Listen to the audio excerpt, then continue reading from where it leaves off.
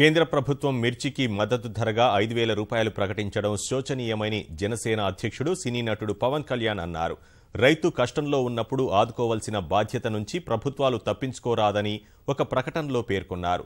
పారిశ్రామికవేత్తలకు వివిధ రూపాల్లో లక్షల కోట్ల రూపాయలు రాయితీలుగా అందిస్తూ వారికి వెన్నుదన్నుగా నిలుస్తున్న ప్రభుత్వాలు రైతులు కుంగిపోతున్నా ఎందుకు కరుణ చూపడం లేదని ప్రశ్నించారు.